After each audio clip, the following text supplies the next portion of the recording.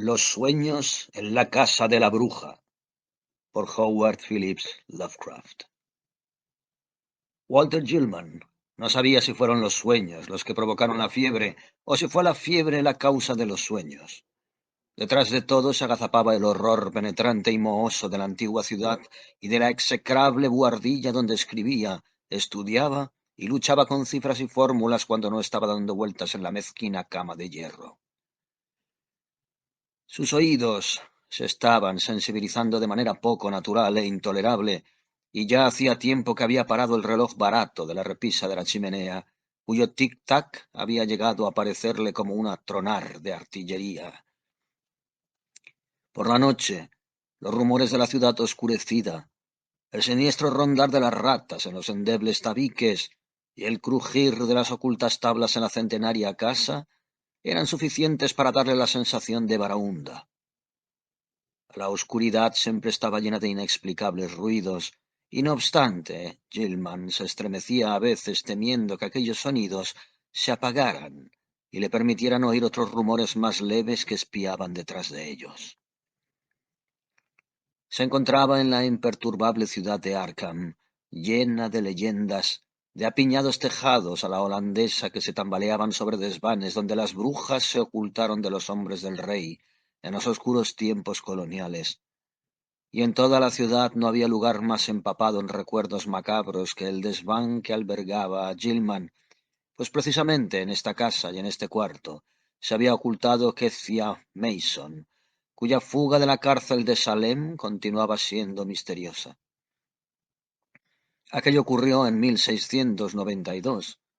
El carcelero había enloquecido y desvariaba acerca de algo peludo, pequeño y de blancos colmillos que había salido corriendo de la celda de Kezia, y ni siquiera Cotton Mather pudo explicar las curvas y ángulos dibujados sobre las grises paredes de piedra con algún líquido rojo y pegajoso. Posiblemente Gilman no debiera haber estudiado tanto. El cálculo no euclidiano y la física cuántica alcanzan para violentar cualquier cerebro, y cuando se los mezcla con tradiciones folclóricas y se intenta escudriñar un extraño fondo de realidad multidimensional detrás de las sugerencias espantosamente crueles de las leyendas góticas y de los fantásticos susurros junto a una esquina de la chimenea, apenas puede esperar encontrarse completamente libre de una cierta tensión mental. Gilman era de Haverhill, pero solo después de haber ingresado en el Colegio Universitario de Arkham, empezó a asociar sus conocimientos matemáticos con las fantásticas leyendas de la magia antigua. Algo había en el ambiente de la vieja ciudad que actuaba oscuramente sobre su imaginación. Los profesores de la Universidad de Miskatonic le habían recomendado que fuera más despacio y habían reducido voluntariamente sus estudios en varios puntos. Además, le habían prohibido consultar los dudosos tratados antiguos sobre secretos ocultos que se guardaban bajo la llave en la biblioteca de la universidad. Pero estas preocupaciones llegaron tarde, de manera que Gilman pudo obtener algunos terribles datos del temido Necronomicon de Abdul al-Azred, del fragmentario libro de Yvonne y del prohibido Unaussprechlichen Kulten de von Jones, que correlacionó con sus fórmulas abstractas sobre las propiedades del espacio y la conexión de dimensiones conocidas y desconocidas. Sabía que su cuarto se encontraba en la antigua casa de la bruja. En realidad lo había alquilado por tal motivo. En los archivos del condado de Essex figuraban numerosos datos acerca del proceso contra Kezia Mason y lo que esta mujer había admitido bajo presión del tribunal de Oyer y Terminer fascinó a Gilman hasta un punto realmente irrazonable. Kezia le había hablado al juez Hathorne de líneas y curvas que podían trazarse para señalar direcciones a través de los muros del espacio, hacia otros espacios de más allá, insinuando que tales líneas y curvas eran utilizadas frecuentemente en ciertas reuniones de medianoche, celebradas en el sombrío Valle de la Piedra Blanca, situado más allá de la loma del Prado y en el islote desierto del río. También había hablado del hombre negro, del juramento que ella había prestado y de su nuevo nombre secreto, Nahab. tras de lo cual trazó aquellas figuras en la pared de su celda y desapareció. Gilman creía cosas extrañas acerca de Kezia, y sintió un raro estremecimiento al enterarse de que la casa en que había vivido la anciana continuaba en pie después de más de 235 años.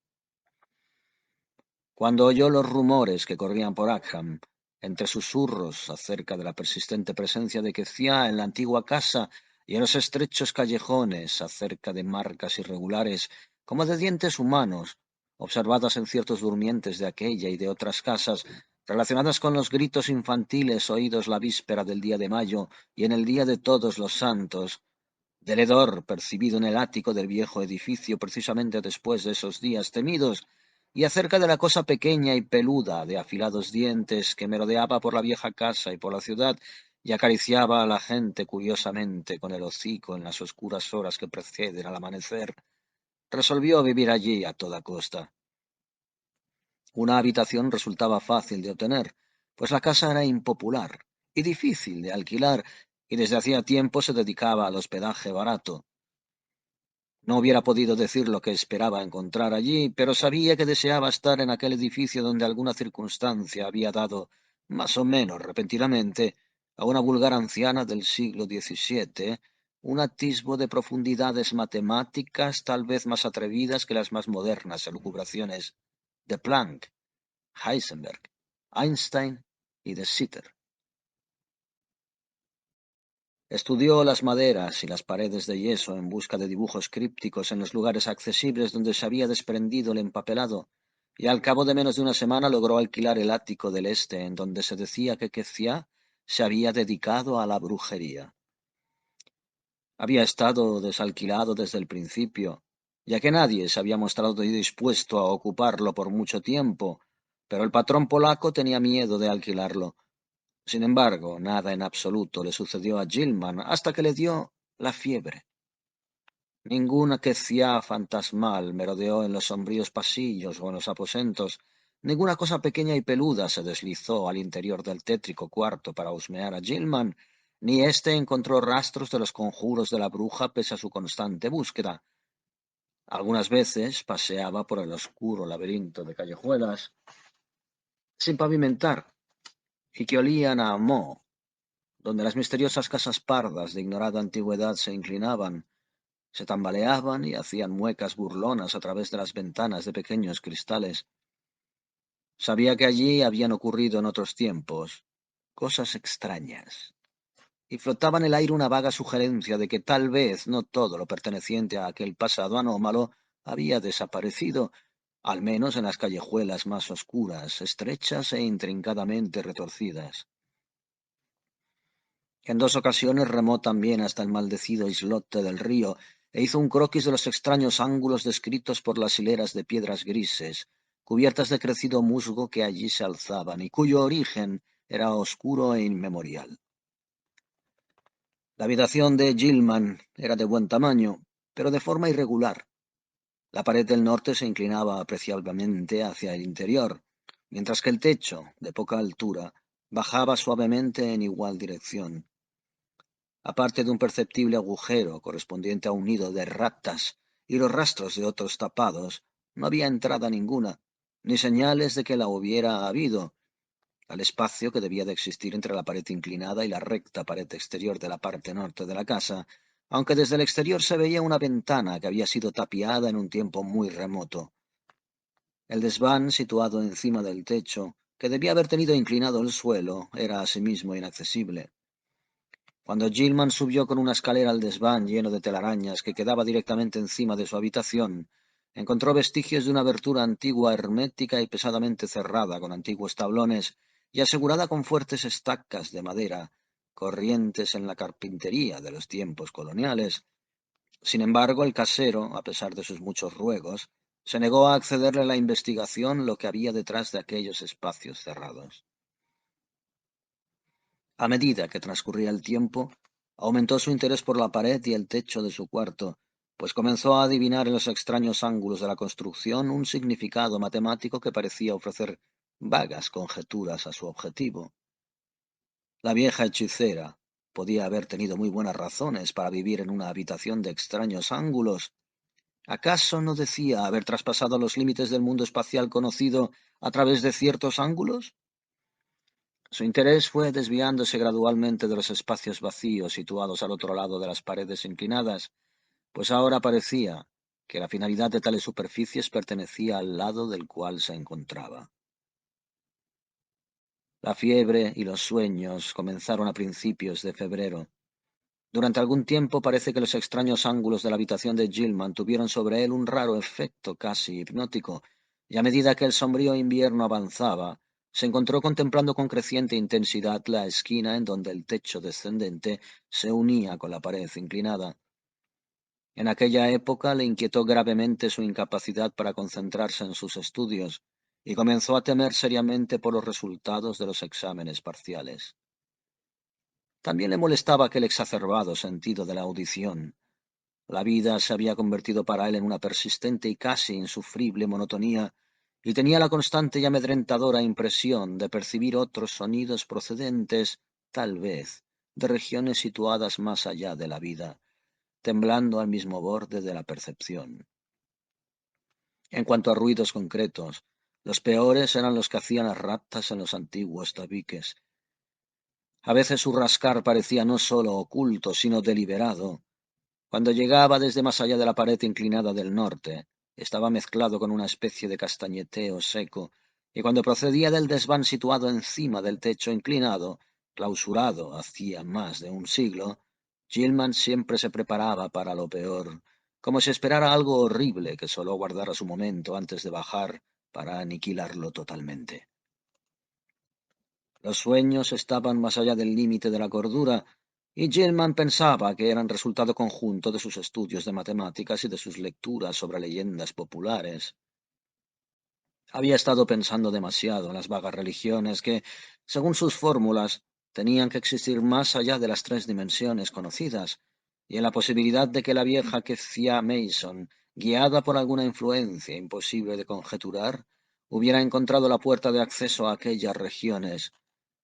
Los amarillentos legajos del juzgado del distrito que guardaban el testimonio de aquella mujer y el de sus acusadores sugerían terriblemente cosas fuera del alcance de la experiencia humana, y las descripciones del enardecido y pequeño objeto peludo que le hacía las veces de demonio familiar eran desagradablemente realistas, a pesar de ser increíblemente detalladas.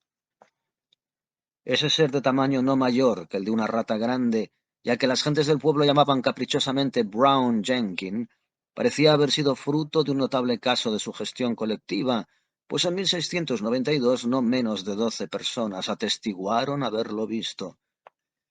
También los rumores recientes acerca de él concordaban de una manera sorprendente y enigmática. Los testigos decían que tenía el pelo largo y forma de rata, pero que la cara, con afilados dientes y barba, era diabólicamente humana, en tanto que sus zarpas parecían diminutas manecillas. Llevaba recados de la vieja al diablo, y se alimentaba con la sangre de la hechicera que sorbía como un vampiro. Su voz era una especie de risita detestable, y podía hablar todos los idiomas. De las múltiples monstruosidades que Gilman veía en sus pesadillas, ninguna le provocaba tanto pavor y repugnancia como aquel malvado y diminuto híbrido, cuya imagen se le presentaba en forma 1000 veces más odiosa de lo que su mente despierta había derivado de los viejos legajos y los rumores modernos. Las pesadillas de Gilman consistían por lo general en soñar que caía en abismos infinitos de inexplicable crepúsculo coloreado y llenos de confusos sonidos. Abismos cuyas propiedades materiales y de gravitación Gilman ni siquiera podía imaginar. En sus sueños ni caminaba, ni trepaba, ni volaba, ni nadaba, ni reptaba, pero siempre experimentaba una sensación de movimiento, en parte voluntario y en parte involuntario. No podía juzgar bien acerca de su propio estado, pues brazos, piernas y torso siempre le resultaban imposibles de ver, desvanecidos en alguna clase de alteración de la perspectiva, pero percibía que su organización física y sus facultades quedaban transfiguradas de manera mágica y proyectadas oblicuamente, aunque conservando una cierta grotesca relación con sus proporciones y propiedades normales. Los abismos no estaban vacíos, sino poblados de indescriptibles masas anguladas de sustancia de colorido ajeno a este mundo, algunas de las cuales parecían orgánicas y otras inorgánicas. Algunos de los objetos orgánicos tendían a despertar vagos recuerdos dormidos, aunque no podía formarse una idea consciente de lo que burlonamente imitaban o sugerían. En los últimos sueños empezó a distinguir categorías independientes en las que los objetos parecían dividirse y que suponían en cada caso una especie radicalmente distinta de normas de conducta y de motivación básica. De estas categorías, una le pareció que incluía objetos algo menos ilógicos y errados en sus movimientos que los pertenecientes a las demás. Todos los objetos, tanto los orgánicos como los inorgánicos, eran completamente indescriptibles e incluso incomprensibles. A veces Gilman comparaba a los inorgánicos a prismas, a laberintos, a grupos de cubos y planos y a edificios ciclópeos, y las cosas orgánicas le daban sensaciones diversas, de conjuntos de burbujas, de pulpos, de ciempiés, de ídolos indios vivos y de enmarañados arabescos vivificados por una especie de animación ofidia. Todo cuanto veía era indescriptiblemente amenazador y terrible, y si uno de los entes orgánicos parecía por sus movimientos haberse fijado en él, sentía un terror tan espantoso y horrible que generalmente se despertaba sobresaltado. De cómo se movían los entes orgánicos no podía decir más que de cómo se movía él mismo. Con el tiempo observó otro misterio: la tendencia de ciertos entes a surgir repentinamente procedentes del espacio vacío, o a desvanecerse con igual rapidez. La confusión de gritos y rugidos que estremecían los abismos desafiaba todo análisis en cuanto a tono, timbre o ritmo, pero parecía estar sincronizada con vagos cambios visuales de todos los objetos indefinidos, tanto orgánicos como inorgánicos. Gilman experimentaba el continuo temor de que pudiera elevarse hasta algún grado insufrible de intensidad durante alguna de sus oscuras e inclementes incertidumbres. Pero no era en estas vorágines de alienación total cuando veía a Brown Jenkins. Aquel horror abominable estaba reservado para ciertos sueños más ligeros y vívidos que le asaltaban inmediatamente antes de caer profundamente dormido. Gilman permanecía echado en la oscuridad, luchando para mantenerse despierto, cuando una ligera claridad parecía relucir en torno a la centenaria habitación, revelando en una neblina violácea la convergencia de los planos angulados que de manera tan malévola se habían apoderado de su mente. El horror parecía salir del agujero de las ratas en el rincón y avanzar hacia él deslizándose por las tablas del suelo curvo, con una maligna expectación en su diminuto y bárbaro rostro humano. Pero afortunadamente el sueño siempre se desvanecía antes que el espectro se aproximara demasiado a él para acariciarlo con el hocico. Tenía los dientes diabólicamente largos, afilados y caninos. Gilman trataba de taponar el agujero de las ratas todos los días, pero noche tras noche los verdaderos habitantes de los tabiques roían la obstrucción fuera lo que fuera. En una ocasión hizo que el casero clavara una lata sobre el orificio, pero a la noche siguiente las ratas habían abierto un nuevo agujero y al hacerlo habían empujado o arrastrado un curioso trocito de hueso. Gilman no informó de su fiebre al doctor, pues sabía que si ingresaba en la enfermería de la universidad no podría pasar los exámenes, para cuya preparación necesitaba todo su tiempo. Aun así le suspendieron en cálculo diferencial y en psicología general superior, aunque le quedaba la esperanza de recuperar el terreno perdido antes de terminar el curso. En marzo, un nuevo elemento entró a formar parte de su sueño preliminar, y la forma de pesadilla de Brown Jenkins comenzó a verse acompañada por una nebulosa sombra que fue asemejándose cada vez más a una vieja encorvada. Este nuevo elemento le trastornó más de lo que pudiera explicar, pero terminó por decidir que era igual a una vieja con la que se había encontrado 2 veces en el oscuro laberinto de callejas de los abandonados muelles. En aquellas ocasiones la mirada maliciosa, sardónica y aparentemente injustificada de la bruja casi le había hecho estremecer, especialmente la primera vez, cuando una rata de gran tamaño que atravesó la boca en sombras de un callejón vecino le hizo pensar irrazonablemente en Brown Jenkins. Y pensó que aquellos temores nerviosos se estaban reflejando ahora en sus perturbados sueños. No podía negar que la influencia de la vieja casa era nociva, pero los restos de su morboso interés le retenían allí. Se dijo que las fantasías nocturnas se debían solo a la fiebre y que cuando desapareciera se vería libre de las monstruosas visiones. No obstante, aquellas apariciones tenían una cautivadora vivacidad y resultaban convincentes, y siempre que despertaba conservaba una vaga sensación de haber vivido gran parte de lo que recordaba. Tenía la espeluznante certidumbre de haber hablado en sueños olvidados con Brown Jenkins y con la bruja, los cuales la habían apremiado para que fuese a alguna parte con ellos a encontrarse con un tercer ser más poderoso. Hacia finales de marzo empezó a mejorar en matemáticas. Aunque las otras asignaturas le mortificaban de una forma gradual, estaba adquiriendo una habilidad intuitiva para resolver ecuaciones riemannianas y asombró al profesor Upham con su compresión de las cuartas dimensiones y de otros problemas que sus compañeros ignoraban. Una tarde se discutió la posible existencia de curvaturas caprichosas en el espacio y de puntos teóricos de aproximación o incluso de contacto entre nuestra parte del cosmos y otras regiones diversas tan remotas como las estrellas más lejanas o los mismos vacíos transgalácticos, e incluso tan fabulosamente distantes como unidades cósmicas hipotéticamente concebibles más allá del continuo tiempo-espacio einsteiniano. La manera en que Gilman trató el tema dejó admirado a todos, aunque algunas de sus ilustraciones hipotéticas estimularon un aumento de las siempre abundantes habladurías sobre su nerviosa y solitaria excentricidad. Lo que hizo que los estudiantes sacudieran la cabeza fue su teoría sobriamente enunciada de que un hombre con conocimientos matemáticos fuera del alcance de la mente humana podía pasar de la Tierra a otro cuerpo celeste que se encontrara en uno de los infinitos puntos de la configuración cósmica. Para ello, dijo, solo serían necesarias dos etapas. Primero, salir de la esfera tridimensional que conocemos y segundo, regresar a la esfera de las tres dimensiones en otro punto, tal vez infinitamente lejano. Que esto se pudiera hacer sin perder la vida era concebible en muchos casos. Cualquier ser procedente de un lugar del espacio tridimensional podría sobrevivir factiblemente en la cuarta dimensión, y la supervivencia en la segunda etapa dependería de qué parte extraña del espacio tridimensional eligiera para su reentrada.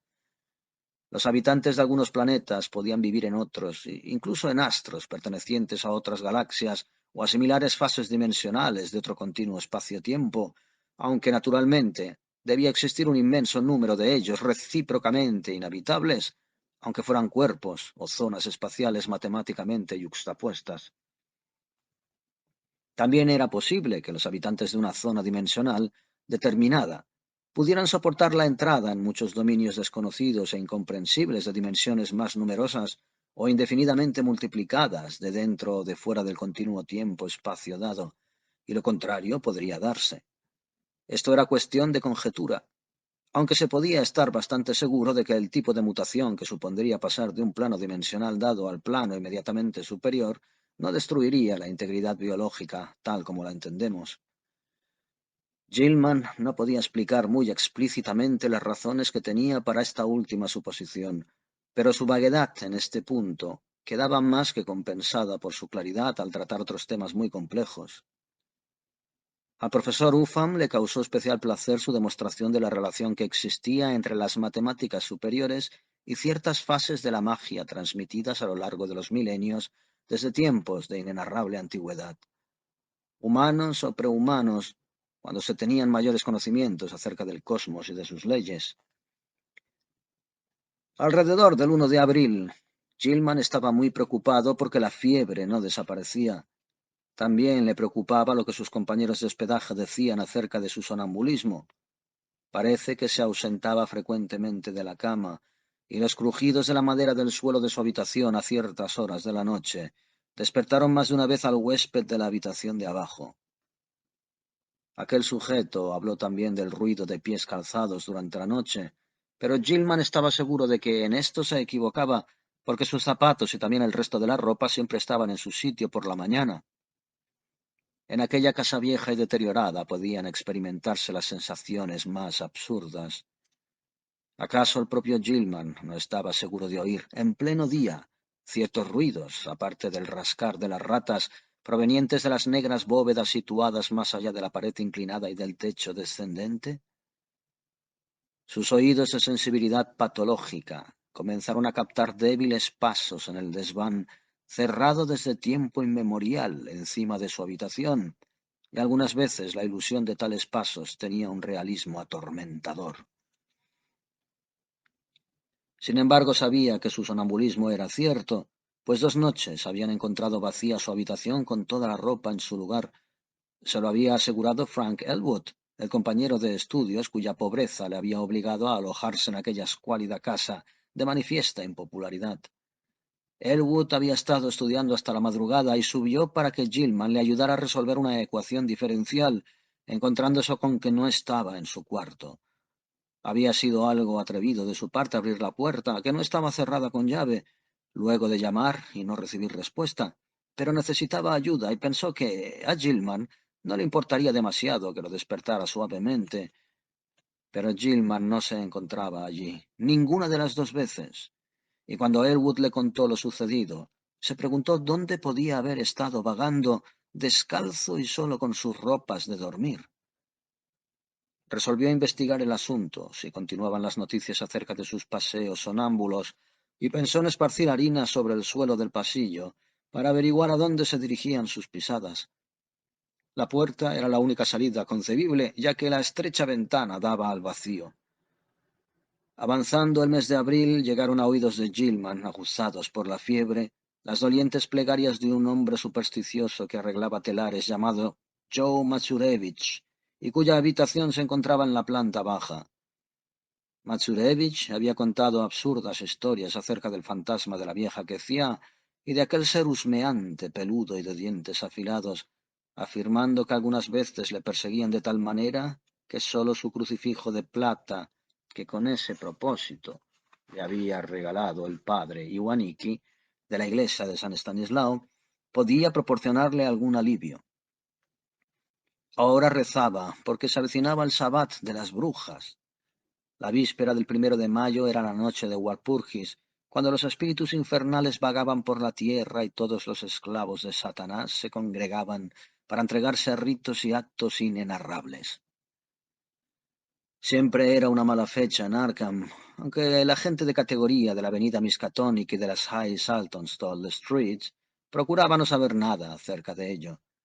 Ocurrirían cosas desagradables y probablemente desaparecerían 1 o 2 niños. Joe sabía de estas cosas, pues su abuela en su país de origen lo había oído de labios de la suya. Lo más prudente era rezar el rosario en este período. Hacía 3 meses que ni Queciá ni Brown Jenkins habían aproximado a la habitación de Joe, ni a la de Paul Choinsky, ni a ningún otro sitio, y esto era un mal síntoma. Algo deberían estar tramando. El día 16, Gilman fue al consultorio del médico y se sorprendió al comprobar que su temperatura no era tan alta como había temido. El médico le interrogó a fondo y le sugirió que fuese a ver a un especialista de los nervios. Gilman se alegró de no haber consultado al médico de la universidad, un hombre más inquisitivo. El viejo Waldron, que ya anteriormente le había restringido el trabajo, le hubiera obligado a tomarse un descanso, cosa imposible ahora que estaba a punto de obtener grandes resultados con sus ecuaciones. Se encontraba indudablemente próximo a la frontera entre el universo conocido y la cuarta dimensión, y nadie era capaz de predecir hasta dónde podría llegar. A veces se preguntaba sobre el motivo de tan extraña confianza, incluso cuando pensaba así. ¿Derivaba este peligroso sentido de inminencia de las fórmulas con que cubría tantos papeles día tras día? Los pasos amortiguados, furtivos e imaginarios del clausurado desván le alteraban. Y ahora, además, tenía la creciente sensación de que alguien estaba tratando de persuadirle constantemente de que hiciera algo terrible que no podía hacer. ¿Y el sonambulismo? ¿A dónde iba algunas noches? ¿Qué era aquella leve sugerencia de sonido que a veces parecía vibrar a través de la confusión de rumores reconocibles, incluso a plena luz del día y en plena vigilia? Su ritmo no correspondía a nada terreno, como no fuera a la cadencia de uno o dos innombrables cantos de aquelarre, y algunas veces temía que correspondieran a ciertos atributos de los vagos gritos o rugidos oídos en aquellos abismos soñados, totalmente extraños. En tanto, los sueños se iban haciendo atroces. En la fase preliminar más ligera, la vieja malvada se le aparecía claramente, y Gilman comprendió que era la que le había sobresaltado en los barrios pobres. La encorvada espalda, la nariz ganchuda y la barbilla llena de arrugas eran inconfundibles, y sus ropas pardas e informes eran las que él recordaba. La cara de la vieja tenía una expresión de espantosa malevolencia y regocijo, y cuando Gilman despertaba podía recordar una voz cascada que persuadía y amenazaba. Gilman tenía que conocer al hombre negro e ir con ellos hasta el trono de Azanoth, en el mismo centro del caos esencial. Esto era lo que decía la bruja. Tendría que firmar en el libro de Azathoth con su propia sangre y adoptar un nuevo nombre secreto ahora que sus investigaciones independientes habían llegado tan lejos. Lo que le impedía ir con ella y Brown Jenkins y el otro al trono del caos, en torno del cual tocan las agudas flautas descuidadamente, era porque había visto el nombre Azathoth en el Necronomicon y sabía que correspondía a un mal primordial demasiado horrible para ser detallado. La vieja se materializaba siempre cerca del rincón donde se unían la pared inclinada y el techo descendente. Parecía cristalizarse en un punto más cercano al techo que al suelo, y cada noche se aproximaba un poco más, y era más visible antes de que el sueño se disipara. También Brown Jenkins estaba un poco más cerca del final, y sus colmillos amarillentos relucían odiosamente en la fosforescencia sobrenatural de color violeta. Su repulsiva risita de tono agudo resonaba constantemente en la cabeza de Gilman, y por la mañana recordaba cómo había pronunciado las palabras Azathoth y Nyarlathotep. En los sueños más profundos, todas las cosas eran también más evidentes, y Gilman tenía la sensación de que los abismos en penumbra crepuscular que le rodeaban eran los de la cuarta dimensión. Los entes orgánicos, cuyos movimientos parecían inconsecuentes y sin motivo, eran probablemente proyecciones de formas vitales procedentes de nuestro propio planeta, incluidos los seres humanos. Lo que fueran los otros en su propia esfera o esferas dimensionales, no se atrevía a pensarlo. Dos de las cosas movedizas menos incongruentes, un conjunto bastante grande de iridiscentes burbujas esferoidales alargadas y un poliedro mucho más pequeño de colores desconocidos y ángulos formados por superficies y que cambiaban a gran velocidad, parecían observarle y seguirle de un lado a otro, o flotar delante de él a medida que cambiaba de posición entre gigantescos prismas, laberintos, racimos de cubos y planos, y formas que casi eran edificios, y continuamente los gritos y rugidos se hacían cada vez más estrepitosos, como si acercaran algún monstruoso clímax de insoportable intensidad. En la noche del 19 al 20 de abril sucedió algo nuevo. Gilman estaba moviéndose, medio involuntariamente, por los abismos en penumbra con la masa burbujeante y el pequeño poliedro flotando delante, cuando percibió los ángulos de extraña regularidad que formaban los bordes de unos gigantescos grupos de prismas vecinos. Unos segundos después se encontraba fuera del abismo tembloroso, de pie en una rocosa ladera bañada por una intensa y difusa luz de color verde.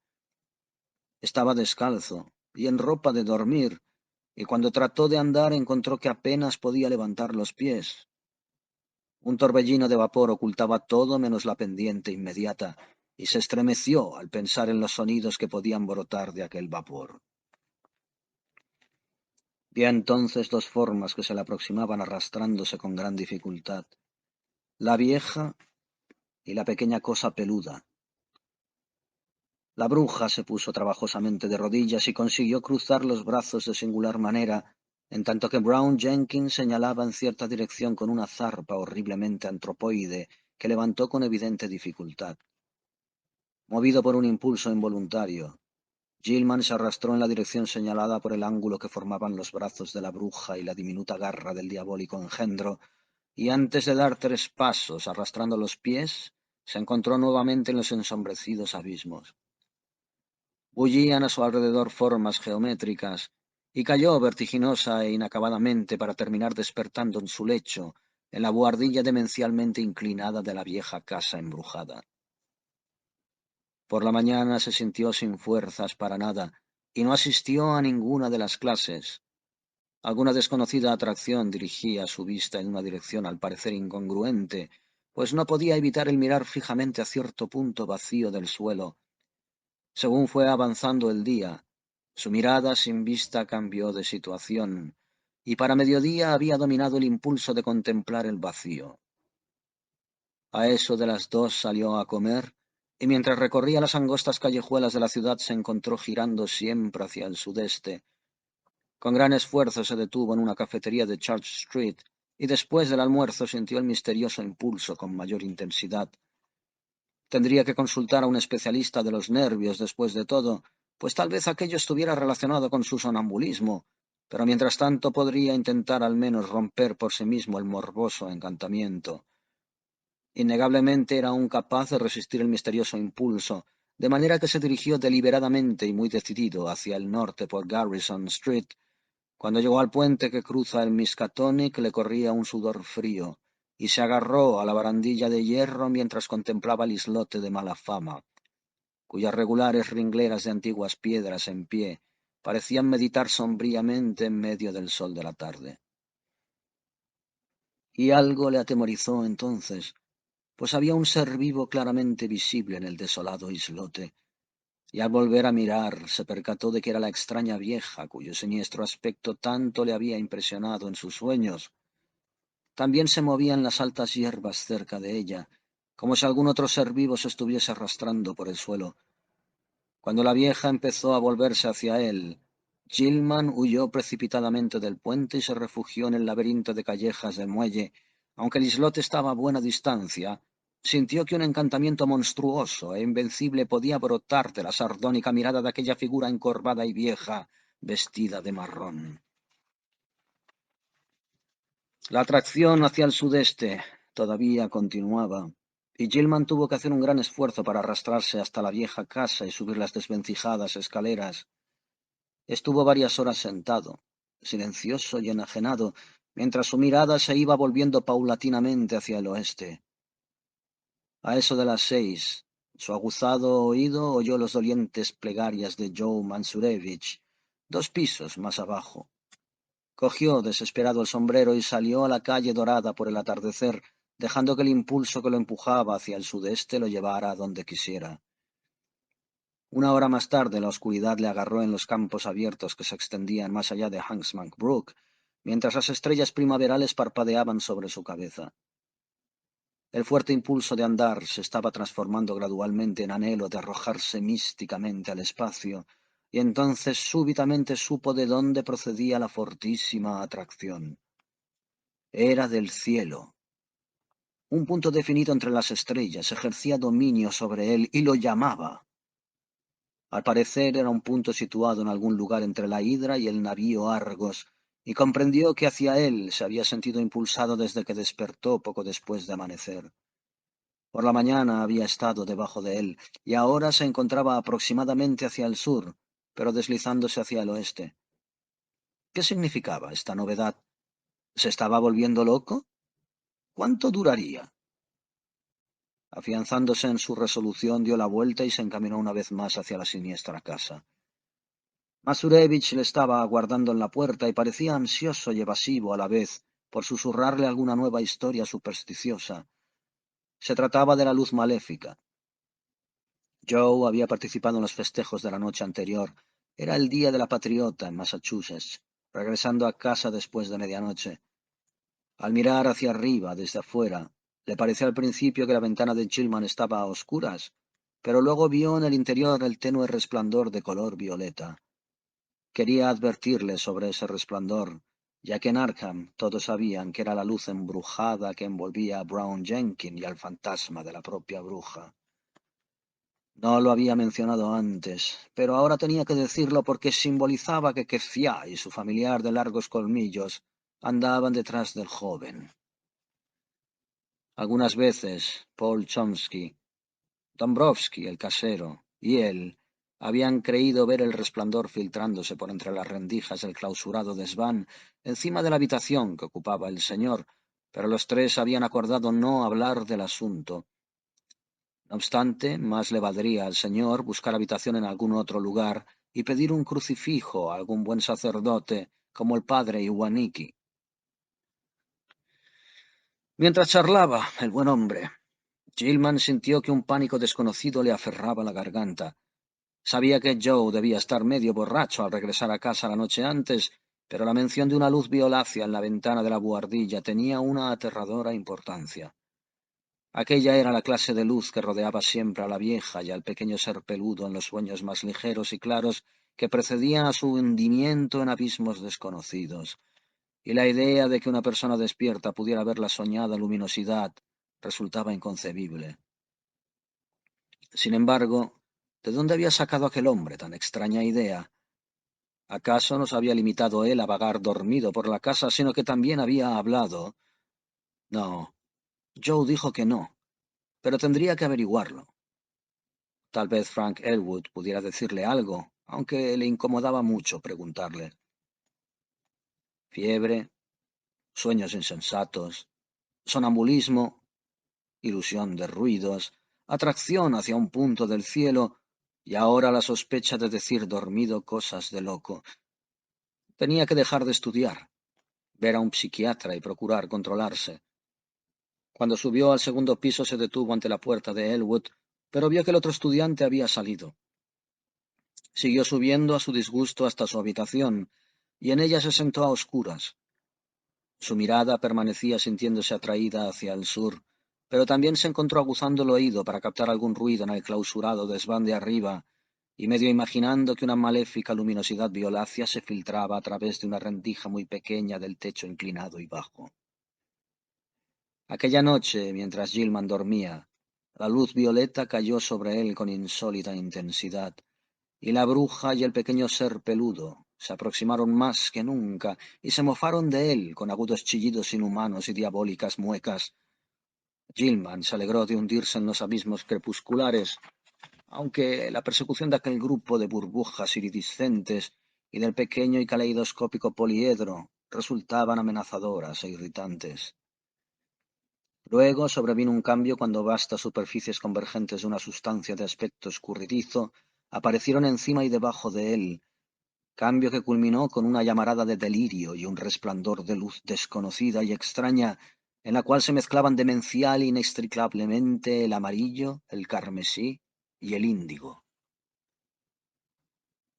Estaba medio tumbado en una alta azotea de fantástica balaustrada que dominaba una infinita selva de exóticos e increíbles picos, superficies planas equilibradas, cúpulas, minaretes, discos horizontales en equilibrio sobre pináculos e innumerables formas aún más descabelladas, unas de piedra, otras de metal, que relucían magníficamente en medio de la compuesta y casi encandiladora luz que sobre todo ello derramaba un cielo polícromo. Mirando hacia arriba vio tres discos prodigiosos de fuego, todos ellos de diferente color, situados a distinta altura por encima de un curvado horizonte infinitamente lejano de bajas montañas. Detrás de él se realzaban filas de terrazas más altas hasta donde alcanzaba la vista. La ciudad se extendía a sus pies hasta donde alcanzaba la vista, y Gilman deseó que ningún sonido surgiera de ella. El suelo del cual se levantó fácilmente era de una piedra veteada y bruñida que no pudo identificar, y las baldosas estaban cortadas en formas caprichosas que, más que asimétricas, le parecieron estar basadas en alguna simetría irracional cuyas leyes era incapaz de entender. La balaustrada le llegaba hasta el pecho, y estaba delicada y fantásticamente forjada, y a lo largo del barandal se veían intercaladas de trecho en trecho pequeñas figuras de grotesca concepción y exquisita talla. Las figuras, lo mismo que la balaustrada, parecían ser de un metal brillante, cuyo color no se podía adivinar en el caos de mezclados fulgores, y cuya naturaleza anulaba todas las conjeturas. Representaban algún objeto acanalado en forma de barril y con delgados brazos horizontales que salían como radios de rueda de un anillo central, y con abultamientos o bulbos que salían de la cabeza y de la base. Cada uno de estos bulbos era el eje de un sistema de 5 brazos largos, planos, rematados en triángulos dispuestos alrededor del eje, como los brazos de una estrella de mar, casi horizontales, pero ligeramente curvados desde el barril central. La base del bulbo inferior se fundía en el largo barandal con un punto de contacto tan delicado que varias figuras se habían roto y desprendido. Medían estas alrededor de 4,5 pulgadas de altura, y los aguzados brazos tenían un diámetro máximo de unas 2,5 pulgadas. Cuando Gilman se levantó, las losas le dieron una sensación de calor en los pies. Estaba completamente solo, y lo primero que hizo fue aproximarse a la balaustrada y contemplar con vértigo la infinita y ciclópea ciudad que se extendía a casi 2000 pies por debajo de la terraza. Mientras escuchaba, le pareció que una rítmica confusión de sutiles sonidos musicales que recorrían una amplia escala diatónica ascendía desde las estrechas calles de abajo, y anheló poder ver a los habitantes del lugar. Al cabo de un rato se le nubló la vista y hubiera caído al suelo, de no haberse agarrado instintivamente a la reluciente balaustrada. Su mano derecha fue a dar en una de las figuras que sobresalían, y el contacto pareció transmitirle cierta fortaleza. Sin embargo, la presión era descomunal para la exótica delicadeza de aquel objeto metálico, y la figura erizada se le rompió en la mano. Aún medio mareado, continuó apretándola mientras su otra mano se agarraba a un espacio vacío en la lisa balaustrada. Pero ahora sus oídos hipersensibles captaron algo a sus espaldas, y Gilman volvió la cabeza y miró a través de la horizontal terraza. Vio 5 figuras que se aproximaban silenciosamente, aunque sus movimientos no eran furtivos. 2 de ellas eran la vieja y el animalejo peludo y de afilados colmillos. Las otras 3 fueron las que le redujeron a la inconsciencia, pues eran representaciones vivas de unos 8 pies de altura de las equinodérmicas figuras de la balaustrada, que avanzaban valiéndose de las vibraciones de los brazos inferiores de Estrella de Mar, que sacudían como una araña mueve las patas. Gilman despertó en la cama empapado de sudor frío y con una sensación de escozor en la cara, manos y pies. Saltando al suelo, se lavó y vistió con frenética rapidez, como si le fuera indispensable salir de la casa lo antes posible. No sabía dónde quería ir, pero comprendió que tendría que sacrificar las clases otra vez. La extraña atracción hacia aquel punto situado entre la Hidra y el navío Argo había disminuido, pero otra fuerza todavía más potente le había reemplazado. Ahora advertía que tenía que dirigirse hacia el norte, infinitamente al norte. Sintió miedo de cruzar el puente desde el cual se veía el islote en medio del río Miskatonic, de manera que se encaminó al puente de la avenida Peabody. Tropezaba a menudo, pues ojos y oídos continuaban atados a un altísimo punto del vacío cielo azul. Después de una hora aproximadamente, consiguió un mayor dominio de sí mismo, y vio que se había alejado mucho de la ciudad. Todo cuanto le rodeaba tenía la estéril tristeza de las salinas, y el estrecho camino que se alejaba delante de él conducía a Innsmouth, esa antigua ciudad abandonada que la gente de Arkham estaba curiosamente poco dispuesta a visitar. Aunque la atracción hacia el norte no había disminuido, la resistió como había aguantado la otra, y finalmente terminó por descubrir que casi podía contrarrestarlas una con otra. Regresó a la ciudad, y luego de tomar una taza de café en un bar se arrastró hacia la biblioteca pública, y allí estuvo hojeando distraídamente una serie de revistas agradables. Unos amigos observaron lo quemado que estaba por el sol, pero Gilman no les habló de su paseo. A las 3 almorzó algo en un restaurante y observó que la atracción o se había atenuado o se había dividido. Se metió en un cine barato para matar el tiempo y vio la misma película una y otra vez sin prestarle atención. A eso de las 9 de la noche volvió a casa y entró en ella lentamente. Joe Matsurevich estaba allí balbuceando oraciones, y Gilman subió velozmente a su buhardilla sin detenerse para ver si Elwood estaba en casa. Fue al encender la débil luz cuando le agarró la sorpresa. Vio inmediatamente que sobre la mesa había algo que no debía estar allí, y una segunda ojeada no dejó lugar a dudas. Tumbada sobre un costado, pues no podía tenerse en pie, estaba la exótica y erizada figura que en el monstruoso sueño había arrancado de la fantástica balaustrada. No le faltaba ningún detalle. El asomado centro, en forma de barril, los delgados brazos radiados, los abultamientos en los dos extremos y los delgados brazos de estrella de mar, ligeramente curvados hacia afuera, que salían de aquellos abultamientos, todo estaba allí. A la luz de la bombilla, el color parecía ser una especie de gris iridiscente veteado de verde, y Gilman pudo ver en medio de su horror y de su asombro que uno de los abultamientos terminaba en un borde irregular y roto, correspondiente al anterior punto de unión con la soñada balaustrada. Tan solo al estar próximo al aturdimiento le reprimió gritar. Aquella fusión de sueño y realidad resultaba imposible de sobrellevar. Aturdido, tomó el objeto y bajó tambaleándose a la habitación de Dombrowski, el casero. Las dolientes plegarias del supersticioso Matsurevich se oían todavía en los húmedos pasillos, pero a Gilman ya le tenían sin cuidado. Dombrowski estaba en casa y le acogió amablemente. No había visto nunca aquel objeto y nada sabía acerca de ello, pero su mujer le había dicho que había encontrado una cosa rara de latón en una de las camas cuando limpiaba a mediodía, y tal vez fuera aquello. Dombrowski llamó a su mujer, y ella entró contorneándose como un pato. Sí, era aquello. Lo había encontrado en la cama del señor, en la parte más cercana a la pared. Le había parecido raro, pero claro, el señor tenía tantas cosas raras en la habitación, libros, objetos curiosos, cuadros. Desde luego ella no sabía nada acerca de aquella figura, de manera que Gilman volvió a subir las escaleras más desconcertado que nunca, convencido de que estaba todavía soñando o de que su sonambulismo le había llevado a extremos inconcebibles y a robar en lugares desconocidos. ¿En dónde habría tomado aquel extraño objeto? No recordaba haberlo visto en ningún museo de Arkham. Claro que de algún sitio había tenido que salir, y el verlo mientras lo agarraba en sueños debía haber provocado la escena de la terraza con la balaustrada. Al día siguiente haría algunas cautelosas indagaciones e iría a consultar al especialista en enfermedades nerviosas. En tanto, trataría de vigilar su sonambulismo. Al subir al piso de arriba y cruzar el pasillo de la buhardilla, esparció en el suelo algo de harina que había pedido prestada al casero después de explicarle francamente para qué la quería.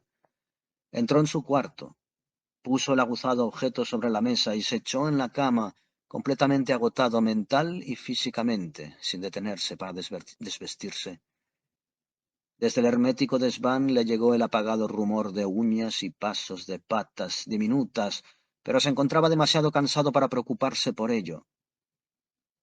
Aquella misteriosa atracción hacia el norte comenzaba de nuevo a ser fuerte, aunque ahora parecía proceder de un lugar del cielo mucho más cercano. A la cegadora luz violeta del sueño, la vieja y el pequeño ser peludo de afilados colmillos se presentaron de nuevo con mayor claridad que en ninguna ocasión anterior. Esta vez llegaron hasta él, y Gilman sintió que las secas garras de la bruja le agarraban. Sintió también que le sacaban violentamente de la cama y le conducían al vacío espacio, y durante un momento oyó los rítmicos rugidos y vio el amorfo crepúsculo de los abismos difusos que hervían a su alrededor. Pero el momento fue fugaz, pues inmediatamente se encontró en un pequeño y descuidado recinto limitado por vigas y tablones sin cepillar, que se elevaban para juntarse en ángulo por encima de él, y formaban un curioso declive bajo sus pies. En el suelo había cajones achatados colmados de libros muy antiguos en diversos estados de conservación, y en el centro había una mesa y un banco, al parecer sujetos al suelo. Arriba de los cajones se encontraban una serie de pequeños objetos de forma y uso desconocidos, y a la brillante luz violeta Gilman creyó ver un duplicado de la erizada figura que tanto le había intrigado. A la izquierda, el suelo bajaba bruscamente dejando un hueco negro y triangular del cual brotó, tras un segundo de secos ruidos, el odioso ser peludo de amarillentos colmillos y barbado rostro humano. La bruja, con una horrible mueca, todavía le tenía sujetado, y al otro lado de la mesa estaba en pie una figura que Gilman no había visto nunca, Un hombre alto y enjuto, de piel negrísima, aunque sin el menor rasgo negroide en sus facciones, totalmente desprovisto de pelo o barba, y que como única indumentaria llevaba una túnica informe de pesada tela negra. No se le veían los pies a causa de la mesa y el banco, pero debía de ir calzado, pues cuando se movía se oía ruido como de zapatos. No hablaba, ni había expresión alguna en su rostro. Únicamente señaló un libro de prodigioso tamaño que estaba abierto sobre la mesa, en tanto que la bruja le ponía a Gilman en la mano derecha una inmensa pluma de ave color gris. Se respiraba un clima de miedo alrededor, y se llegó a la culminación cuando el ser peludo trepó hasta el hombro de Gilman, agarrándose a sus ropas. Descendió por su brazo izquierdo y posteriormente le hundió los colmillos en la muñeca justo por debajo del puño de la camisa. Cuando brotó la sangre, Gilman se desmayó. Se despertó el día 22 con la muñeca izquierda dolorida y vio que el puño de la camisa estaba manchado de sangre seca. Sus recuerdos eran muy confusos, pero la escena del hombre negro en el espacio desconocido permanecía muy clara en su memoria. Supuso que las ratas la habían mordido mientras dormía, provocando el desenlace del terrible sueño. Abrió la puerta y vio que la harina que había esparcido sobre el suelo del pasillo estaba intacta, exceptuando las enormes pisadas del hombre que se hospedaba en el otro extremo de la buhardilla. De manera que esta vez no había andado en sueños, pero algo tenía que hacer para desaparecer a las ratas. Hablaría con el dueño. Una vez más trató de tapar el agujero de la parte baja de la pared inclinada, metiendo a presión una vela que parecía tener el tamaño ajustado. Le zumbaban los oídos terriblemente, como con el eco de algún espantoso ruido percibido en sueños. Mientras se bañaba y mudaba de ropa, trató de recordar que había soñado después de la escena que vio en el espacio iluminado de violeta, pero en su mente no cristalizó nada concreto. La escena debía haber correspondido al desván clausurado de arriba, que tan violentamente había comenzado a obsesionarle, pero las impresiones posteriores eran débiles y confusas. Percibió señales de vagos abismos envueltos en una luz crepuscular, y de otros aún más vastos y oscuros, que quedaban más allá, abismos sin ninguna sugerencia fija. Le habían llevado hasta allí los grupos de burbujas y el pequeño poliedro que siempre se le escapaba, pero ellos, como él mismo, se habían transformado en jirones de niebla en aquel vacío ulterior de oscuridad definitiva.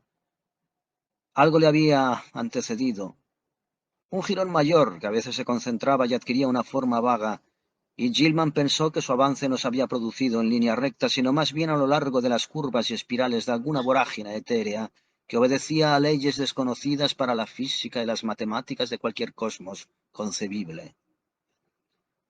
Finalmente hubo una insinuación de inmensas sombras que saltaban, de una monstruosa pulsación semiacústica y del monótono sonido de flautas invisibles, pero nada más. Gilman llegó a la conclusión de que esto último procedía de lo que había leído en el Necronomicon acerca de la insensata entidad Azathoth, que prevalece sobre el tiempo y el espacio desde un negro trono en el centro del caos. Cuando se lavó la sangre de la muñeca, comprobó que la herida era muy leve, y Gilman sintió curiosidad por la posición de los dos diminutos pinchazos. Se percató que no había sangre en la sábana donde había estado acostado, un hecho muy extraño, considerando la gran cantidad que manchaba su piel y el puño de la camisa.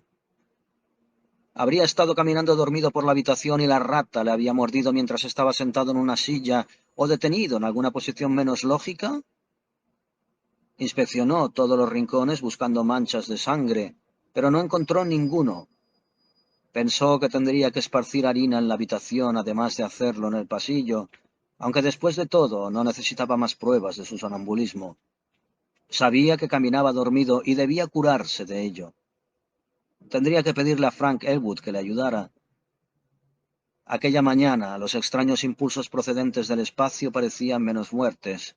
Describir lo que escuchó, su voz se convirtió en un susurro inaudible. Elwood no podía imaginar qué había inducido a los supersticiosos a murmurar, pero presumía que sus imaginaciones respondían al continuo trasnochar de Gilman, a su sonambulismo y a la proximidad de la noche de Walpurgis tradicionalmente temida. Era indudable que Gilman hablaba dormido, y al escuchar por el ojo de la cerradura, Desroches había imaginado lo de la luz violácea. Esas gentes ignorantes estaban siempre dispuestas a suponer que habían visto cualquier cosa extraña de la que hubieran oído hablar. En cuanto a un plan de acción, lo mejor sería que Gilman se trasladara a la habitación de Elwood y evitara dormir solo. Si empezaba a hablar o se levantaba dormido, Elwood le despertaría, si es que él estaba despierto. Además, debía ver a un psiquiatra con urgencia. En tanto, llevarían la figura a varios museos y a ciertos profesores para tratar de identificarla, diciendo que la habían encontrado en un montón de escombros. Y Dombrowski tendría que poner veneno para exterminar a aquellas ratas. Reanimado por la compañía de Elwood, Gilman asistió a clase aquel día.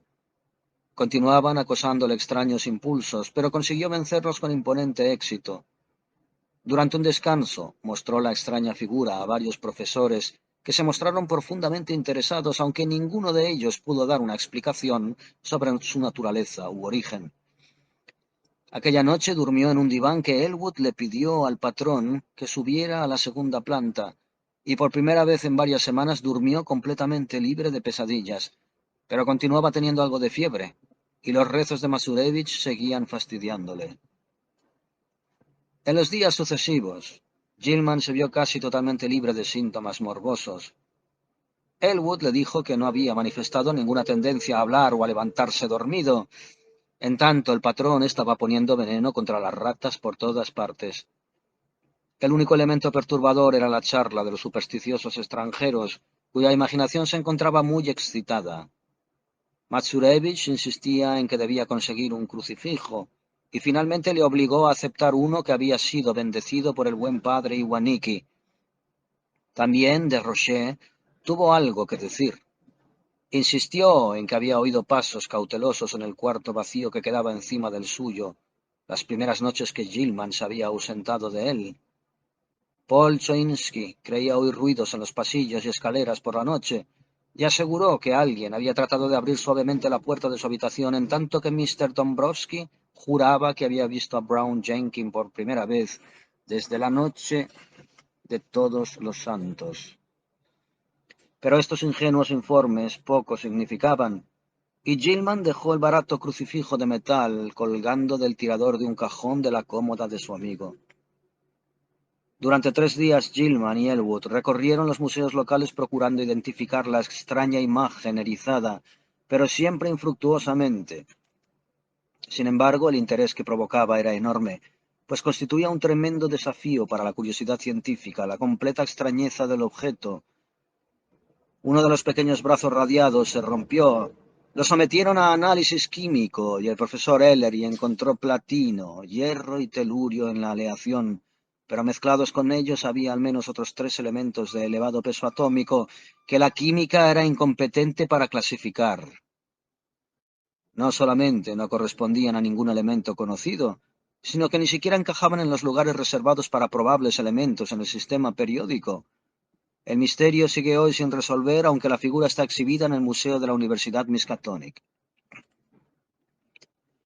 En la mañana del 27 de abril, apareció un nuevo agujero hecho por las ratas en la habitación en que se albergaba Gilman, pero Dombrowski lo tapó durante el día. El veneno no estaba produciendo mucho efecto, pues se continuaban oyendo carreras y rasgueos en el interior de las paredes. Elwood volvió tarde aquella noche, y Gilman se quedó levantado esperándole. No quería dormir solo en una habitación, especialmente porque al atardecer le había parecido ver a la repulsiva vieja cuya imagen se había introducido de manera tan horrible a sus sueños. Se preguntó quién sería y qué habría estado cerca de ella golpeando una lata en un montón de basura que había a la entrada de un patio miserable. La bruja pareció verle y dedicarle una maliciosa mueca, aunque esto posiblemente fue cosa de su imaginación. Al día siguiente, los 2 muchachos estaban muy cansados y comprendieron que dormirían como troncos cuando llegara la noche. Por la tarde, hablaron de los estudios matemáticos que tan completa y tal vez perjudicialmente habían absorbido a Gilman, y especularon acerca de su conexión con la antigua magia y con el folclore, cosa que parecía tenebrosamente probable. Hablaron de la bruja que hacía Mason, y Elwood Convino en que Gilman tenía buenas razones científicas para pensar que la vieja podía haber tropezado casualmente con conocimientos extraños e importantes.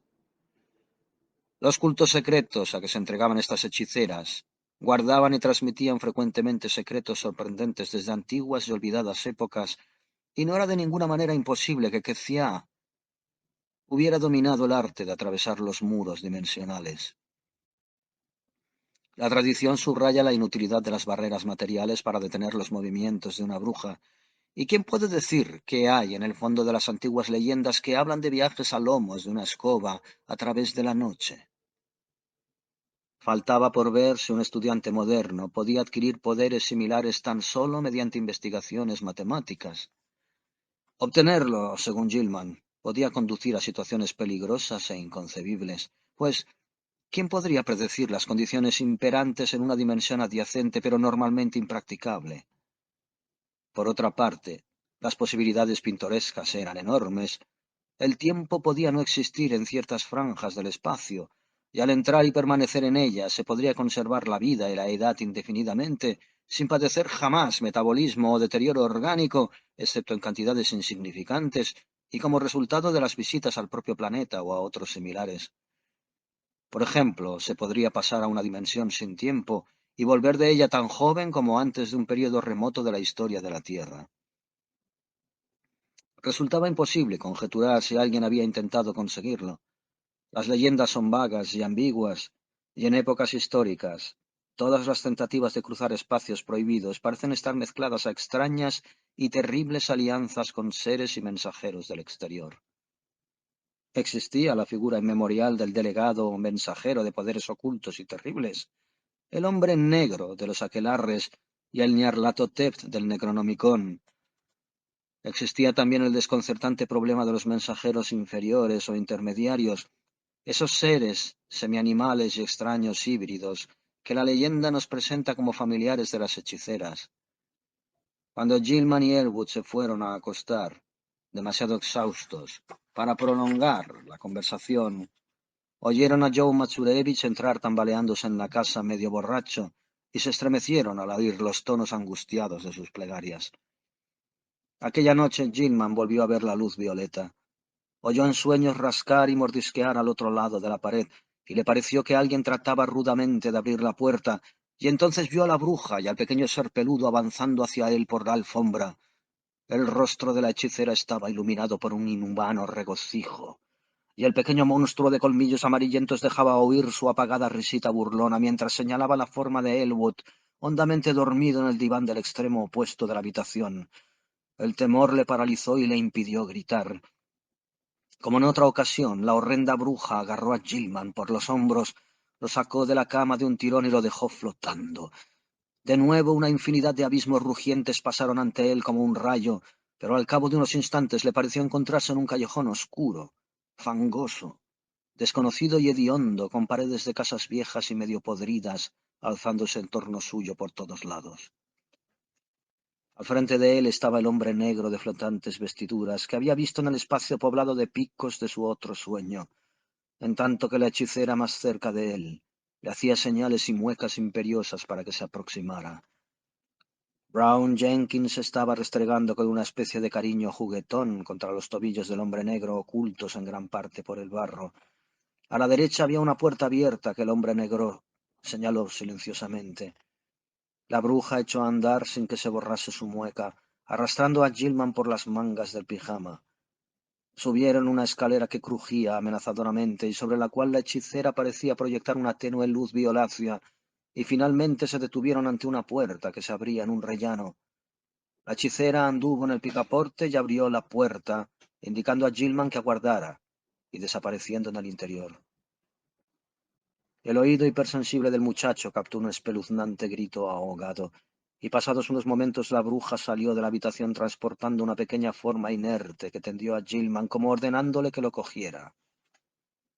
La vista de este bulto y la expresión de su rostro rompieron el encanto. Aún demasiado aturdido para gritar, se precipitó imprudentemente por la ruidosa escalera hasta llegar al barro de la calle, deteniéndose solo cuando le encontró y le sofocó el hombre negro que allí aguardaba. Poco antes de perder el sentido, oyó la aguda risita de pequeño monstruo de afilados colmillos, semejante a una rata deforme. La mañana del día 29, Gilman se despertó sumido en una turbulencia de horror. En el mismo instante en que abrió los ojos, se dio cuenta de que algo horrible había sucedido, pues se encontraba en su vieja buhardilla de paredes y techo inclinado, extendido sobre la cama deshecha. Le dolía el cuello incomprensiblemente, y cuando con un gran esfuerzo se sentó en la cama, vio con espanto que tenía los pies y la parte baja del pijama manchado de barro seco. A pesar de lo nebuloso de sus recuerdos, supo que había estado andando dormido. Elwood debía haber estado demasiado profundamente dormido para oírle y detenerle. Vio sobre el suelo confusas pisadas y manchas de barro, que curiosamente no llegaban hasta la puerta. Cuanto más las miraba, más extrañas le parecían, pues además de las que reconoció como suyas, había unas marcas más pequeñas, casi redondas, como las que podían dejar las patas de una silla o de una mesa, con la salvedad de que la mayoría estaban partidas por la mitad. También había curiosos rastros de barro dejados por ratas que partían de un nuevo agujero de la pared y a él volvían. Un total asombro y el miedo a la locura atormentaban a Gilman cuando se encaminó hasta la puerta tambaleándose y vio que al otro lado no había huellas. Cuanto más recordaba su horrible sueño, más terror sentía, y los lúgubres rezos de Marzucherevich, 2 pisos más abajo, aumentaron su desesperación. Bajó a la habitación de Elwood, le despertó y comenzó a contarle lo sucedido, pero Elwood no podía imaginar lo que había sucedido. ¿Dónde podía haber estado Gilman? ¿Cómo había retornado a su cuarto sin dejar huellas en el pasillo? ¿Cómo se había mezclado las manchas de barro con aspecto de huellas de muebles con las suyas en la buhardilla? Eran preguntas que no tenían respuesta. Luego estaban aquellas oscuras marcas lívidas del cuello, como, como si hubieran tratado de ahorcarse. Se las tocó con las manos, pero vio que no concordaban a ellas ni siquiera aproximadamente. Mientras conversaban, entró Desroches para decirle que habían oído un tremendo estrépito en el piso de arriba a altas horas de la noche. No, nadie había subido la escalera después de las 12. No obstante, poco antes había oído pasos apagados en la buhardilla y también otros que bajaban cautelosamente y que habían despertado sus sospechas.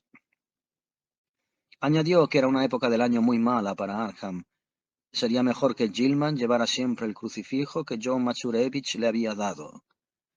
Ni siquiera, durante el día, se estaba seguro. Después del amanecer se habían oído unos ruidos extraños, especialmente el grito agudo de un niño, rápidamente sofocado. Gilman asistió a clase mecánicamente aquella mañana, pero le fue imposible concentrarse en los estudios. Se sentía poseído de un inenarrable temor y de una especie de expectación, y parecía estar aguardando algún golpe demoledor. A mediodía almorzó en el University Spa y cogió un periódico del asiento de al lado mientras esperaba el postre, pero no llegó a comerlo nunca, pues una noticia de la primera página del periódico le dejó sin fuerzas y con la mirada desviada, y solo fue capaz de pagar la cuenta y volver a la habitación de Elwood con pasos vacilantes. La noche anterior se había producido un extraño secuestro en Ongonway. Un niño de 2 años, hijo de una obrera llamada Anastasia Woleiko, que trabajaba en una lavandería, había desaparecido sin dejar rastro. La madre, al parecer, temía tal suceso desde hacía algún tiempo, pero los motivos que fundamentaba para explicar sus temores fueron tan grotescos que nadie los tomó en serio. Dijo que había visto a Brown Jenkins rondando su casa de vez en cuando desde principios de marzo, y que sabía, por sus muecas y risas, que su pequeño Ladislas estaba designado para el sacrificio en el aquelarre de la noche de Walpurgis. Había pedido a su vecina, Mary Janek, que durmiera en su cuarto y tratara de proteger al niño, pero Mary no se había atrevido. No pudo recurrir a la policía porque no creían en tales cosas. Todos los años se llevaban a algún niño de esta forma desde que ella podía recordar. Y su amigo Pete Stovaki no había querido ayudarla porque deseaba librarse del niño. Pero lo que más impresionó a Gilman fueron las declaraciones de un par de trasnochadores que pasaron caminando por la entrada del callejón poco después de medianoche. Reconocieron que estaban bebidos, pero ambos aseguraron haber visto a 3 personas vestidas de manera estrafalaria entrando en el callejón. Una de ellas, según dijeron, Era un negro gigantesco envuelto en una túnica, la otra una vieja andrajosa, y el tercero un muchacho blanco con su ropa de dormir.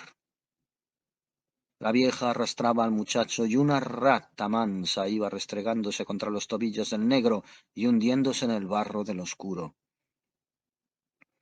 Gilman permaneció sentado toda la tarde sumido en turbación, y Elwood, que ya había leído los periódicos y especulado ideas terribles con lo que allí se decía, así le encontró cuando llegó a casa.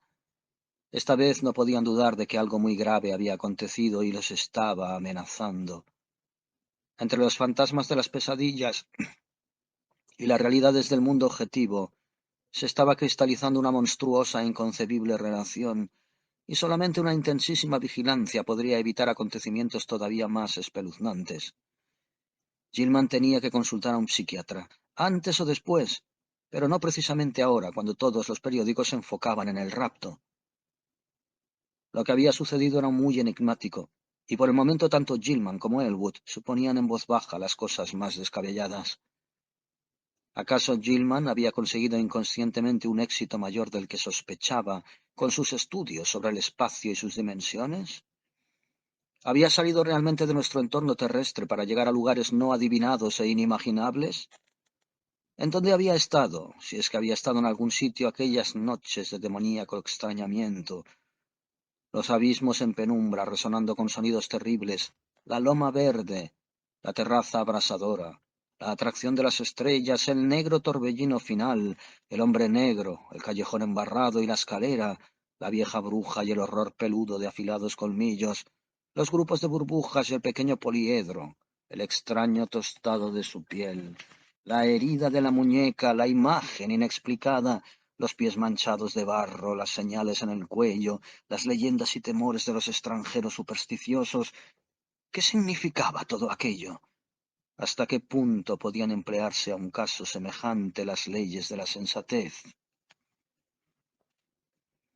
Ninguno de los dos pudo conciliar el sueño aquella noche, pero al día siguiente no fueron a clase y estuvieron dormitando durante horas. Eso fue el 30 de abril. Con el crepúsculo llegaría la diabólica hora del aquelarre que todos los extranjeros y los viejos supersticiosos temían.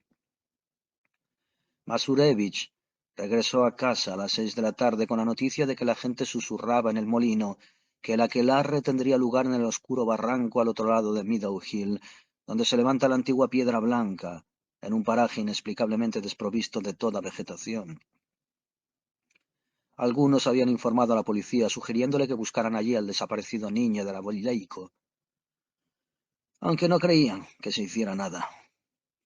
Joe insistió en que el joven estudiante no dejara de llevar el crucifijo que colgaba de la cadena de níquel, y Gilman le obedeció para complacerle, dejando que le colgara por debajo de la camisa. Avanzada la noche, los dos muchachos estaban sentados medio dormidos en sus sillas, arrullados por los rezos del mecánico de telares en el piso de abajo. Gilman escuchaba a la par que cabeceaba, y sus oídos sobrenaturalmente agudizados parecían afanarse en captar algún sutil y temido murmullo casi apagado por los ruidos de la vieja casa. Recuerdos nocivos de cosas leídas en el Necronomicon y en el Libro Negro brotaron en su mente, y se encontró balanceándose ajustando los movimientos a abominables ritmos supuestamente pertenecientes a las más grotescas ceremonias del aquelarre,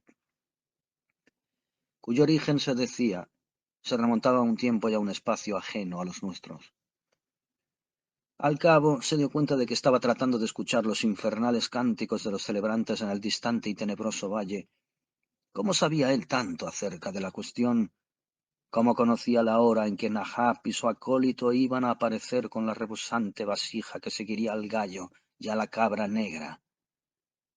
Vio que Elwood se había quedado dormido e intentó llamarle para que despertara, pero algo le cerró la garganta. No era dueño de sí mismo. ¿Acaso habría firmado en el libro del hombre negro después de todo?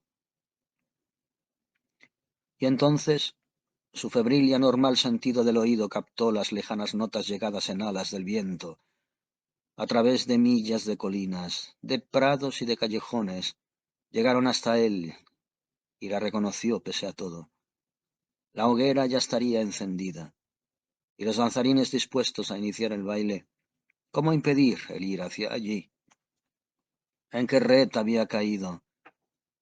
Las matemáticas, las leyendas, la casa, la vieja que hacía Brown Jenkins, y ahora advirtió que había un agujero recién abierto por las ratas en la pared cerca de su diván.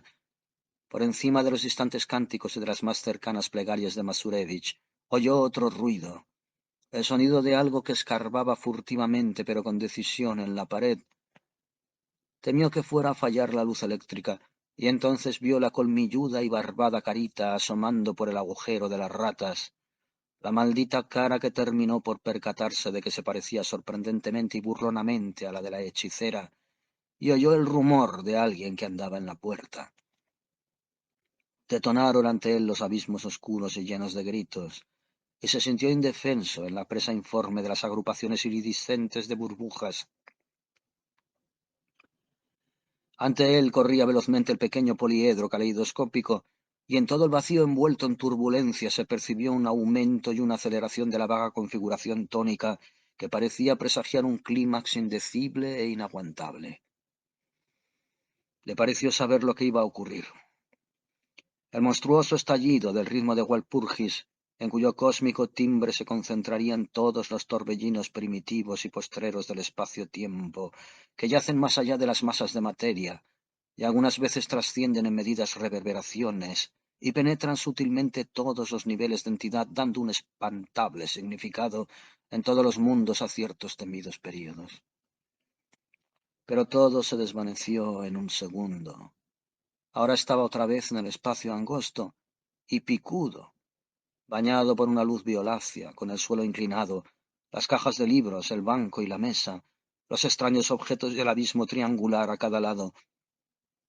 Sobre la mesa había una figura blanca y pequeña, la figura de un niño desnudo e inconsciente, y al otro lado estaba la inhumana vieja de horrible expresión, con un brillante cuchillo de grotesco mango en la mano derecha y un cuenco de metal de color claro de extrañas proporciones, curiosos dibujos cincelados y delicadas asas laterales en la izquierda.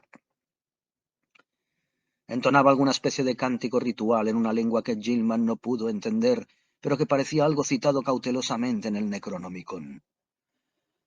A medida que la escena se aclaraba, Gilman vio a la hechicera inclinarse hacia adelante y extender el bol vacío a través de la mesa.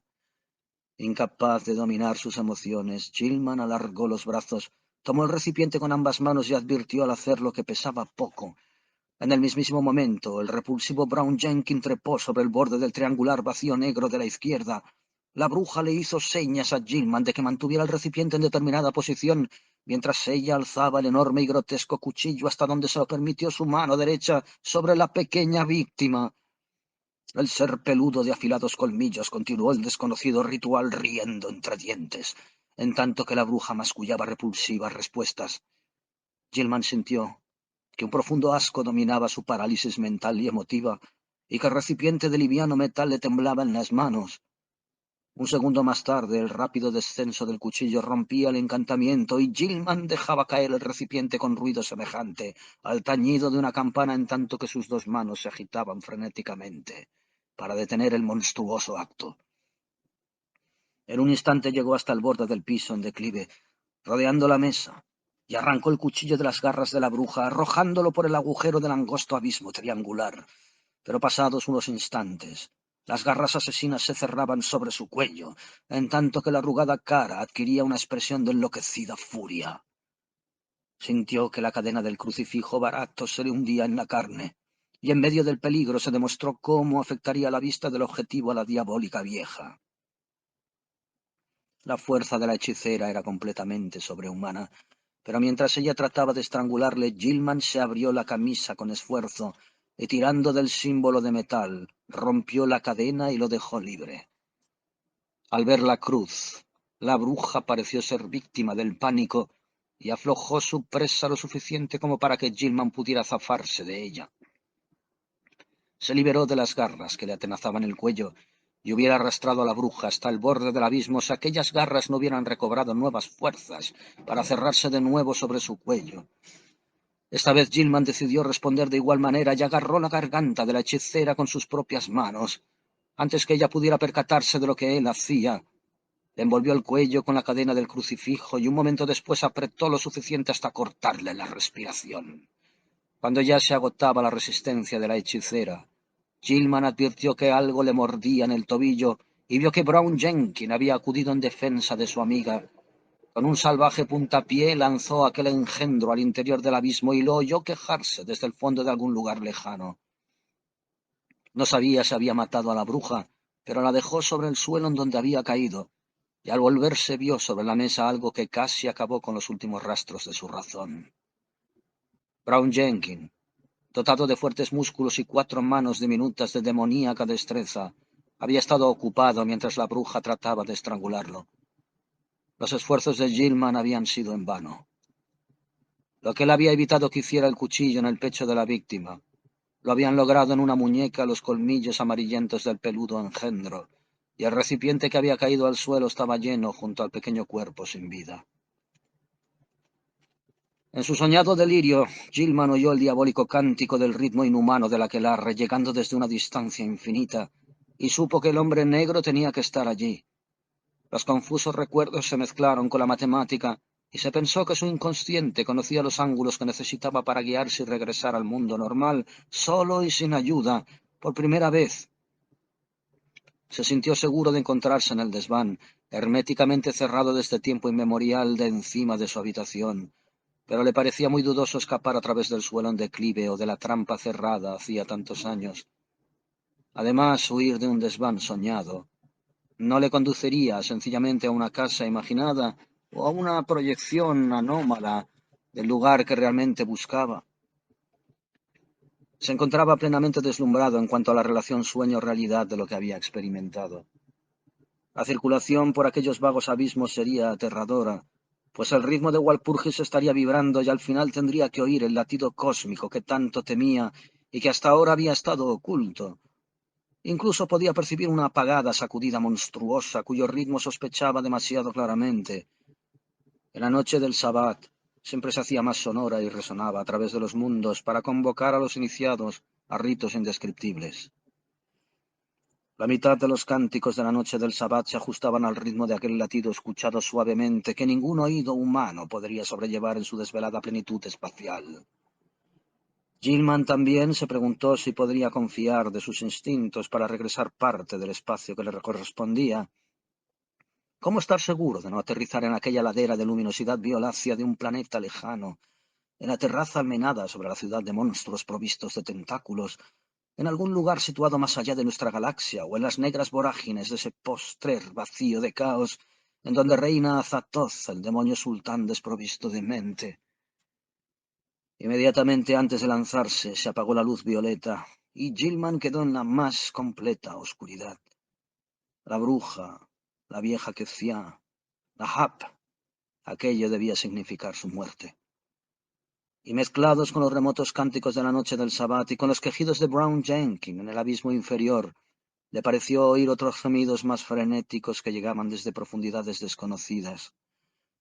Joe Matsurevich, sus oraciones contra el caos reptante, que ahora se convertía en un aullido de triunfo, mundos de sardónica realidad que invadían los torbellinos de sueños febriles. Shub Nigurat, el macho cabrío con el millar de crías. Encontraron a Gilman en el suelo de la buhardilla de extraños rincones mucho antes de que amaneciera, pues el terrible grito había hecho acudir inmediatamente a de Groschet y a Choinsky, a Dombrowski y a Matsurievich, e incluso había despertado a Elwood, que dormía en un sillón. Estaba vivo, con los ojos abiertos y fijos, pero pareció medio inconsciente. Tenía en el cuello las marcas dejadas por las manos asesinas y una rata le había mordido en el tobillo. Tenía la ropa muy arrugada y el crucifijo de Joe había desaparecido. Elwood pensó atemorizado, rehusando imaginar la respuesta. ¿Qué nueva fórmula había adoptado el sonambulismo de su amigo? Matsurevich estaba medio aturdido por una señal que decía haber recibido en respuesta a sus plegarias, y se persignó frenéticamente cuando se oyó el chillido de una rata que llegaba desde el otro lado de la pared inclinada. Una vez acomodado Gilman en la cama, en la habitación de Elwood, enviaron a buscar al doctor Malkowski, un médico de la vecindad de comprobada discreción, Le puso a este 2 inyecciones hipodérmicas que le relajaron y le sumieron en un sueño reparador. El enfermo recobró el conocimiento varias veces durante el día y narró a Elwood algunos pasajes de sus pesadillas más recientes. Fue un proceso muy penoso, y desde el principio se puso de manifiesto un hecho desconcertante. Gilman, cuyos oídos habían mostrado últimamente una anormal sensibilidad, estaba completamente sordo. Volvieron a llamar al doctor Malkowski sin tardanza, y éste dijo que Gilman tenía los 2 tímpanos rotos como resultado de algún estruendo superior a que cualquier ser humano pudiera concebir o resistir. ¿Cómo había podido oír semejante ruido en las últimas horas sin que despertara todo el valle de Miskatonic? Era más de lo que el honrado médico podía decir. Elwood escribió su parte de la conversación, y así pudieron comunicarse los dos amigos. Ninguno de los dos podía explicarse aquel caótico asunto, y decidieron que lo mejor que podían hacer era pensar en ello lo menos posible, pero estuvieron de acuerdo en largarse de aquella maldita casa lo antes posible. Los periódicos de la noche hablaron de una batida llevada a cabo por la policía poco antes del amanecer en un desfiladero de más allá de Meadow Hill, donde alborotaban unos curiosos noctámbulos, mencionando que la piedra blanca había sido objeto de supersticiones desde hacía mucho tiempo. No se habían practicado detenciones, pero entre los fugitivos que huyeron se creyó ver a un negro enorme. En otra columna se decía que no se habían encontrado rastros del niño desaparecido, Ladislas Woleico. El horror que colmó todo sobrevino aquella misma noche. Elwood jamás lo borraría de la memoria y no pudo volver a clase durante el resto del curso debido a la crisis nerviosa que sufrió como consecuencia de ello. Le pareció oír a las ratas del otro lado del tabique durante toda la velada, pero les prestó poca atención. Fue luego, mucho después de que Gilman y él se hubieran acostado, cuando comenzaron los atroces gritos. Elwood saltó de la cama, encendió la luz y se aproximó hasta el sofá en que dormía su amigo.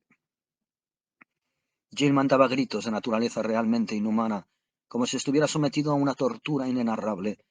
Se retorcía bajo las sábanas y una gran mancha roja empezaba a extenderse en las mantas.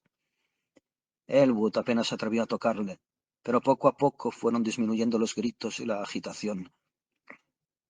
Para entonces Dombrowski, Choinsky, Desrochers, Matsurevich y el huésped del piso alto se habían reunido en la puerta de la habitación, y el casero había enviado a su mujer a telefonear al doctor Malkowski.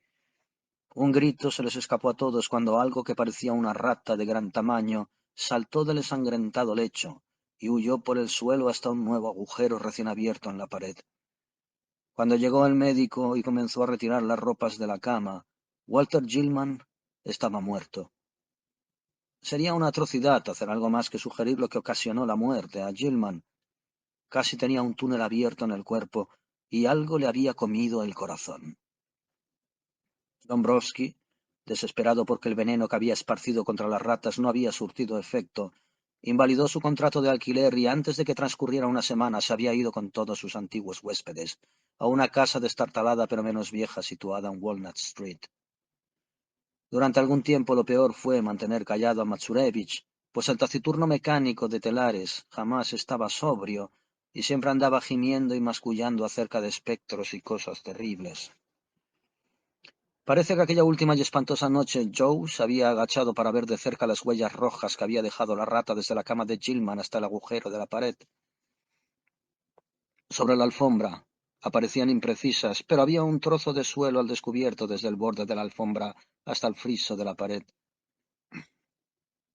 Allí Matsurevich encontró algo monstruoso, o creyó encontrarlo, pues nadie se mostró de acuerdo con él a pesar de la incuestionable extrañeza de las huellas. Las marcas del suelo eran muy diferentes de las dejadas habitualmente por las ratas, pero ni siquiera Choinsky y Desrochers quisieron reconocer que eran como huellas de 4 diminutas manos humanas. Nunca se volvió a alquilar la casa. Tan pronto como la dejó Dombrowski, empezó a cubrirla el manto de la desolación definitiva, pues la gente la esquivaba tanto por su mala fama como por el pésimo olor que en ella se advertía.